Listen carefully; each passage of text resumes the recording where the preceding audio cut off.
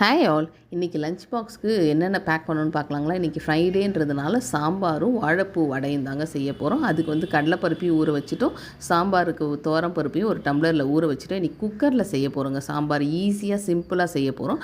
அதுக்கு வந்து எண்ணெயில் வந்து சின்ன வெங்காயம், அப்புறம் வந்து நம்ம எடுத்துக்க காய், இப்போ வெண்டைக்கானா அதுவும் முள்ளங்கியும் முதல்ல போட்டு எண்ணெயில் வந்து இது பண்ணி வரும், நல்லா வதக்கிட்டு அதுக்கப்புறமேட்டு மஞ்சள் பூசணிக்காய் என்னென்ன காய் எடுத்துருக்கோம் எல்லாத்தையும் நல்லா வதக்கினதுக்கப்புறம் மிளகாத்தூளையும் உப்பையும் போட்டு அதையும் நல்லா வதக்கிட்டு இது எல்லாத்தையுமே நம்ம ஊற வச்சுருக்கோம் இல்லைங்களா பருப்பு, அது கூட இது சேர்த்து நம்ம வந்து ஒரு 3 விசிலுக்கு சவுண்டு இது குக்கரில் வச்சு எடுத்துட்டோன்னு வைங்களேன், பருப்பு காய் எல்லாமே ஒன்றா வெந்து ரெடியாக இருக்கும்.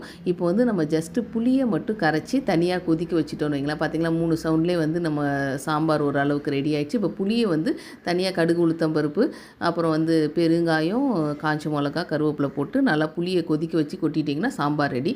இப்போ வேக வச்சுருக்கிற நம்ம வாழைப்பூவும் ரெடி ஆகிடுச்சு. ஸோ அதையும் வெங்காயத்தையும் கட் பண்ணி ரெடி பண்ணிட்டு நம்ம கடலைப்பருப்பு, பெருஞ்சீரகம், பூண்டு இதெல்லாம் அரைச்சி எடுத்துகிட்டு வந்து அது கூட சேர்த்து நல்லா மிக்ஸ் பண்ணி வச்சோன்னு வைங்களேன், அருமையான வடைக்கு மாவு ரெடி. வடையும் போட்டு எடுத்துட்டோன்னு வைங்களேன், நம்ம சாப்பாடு வந்து பேக் பண்ணிடலாம்.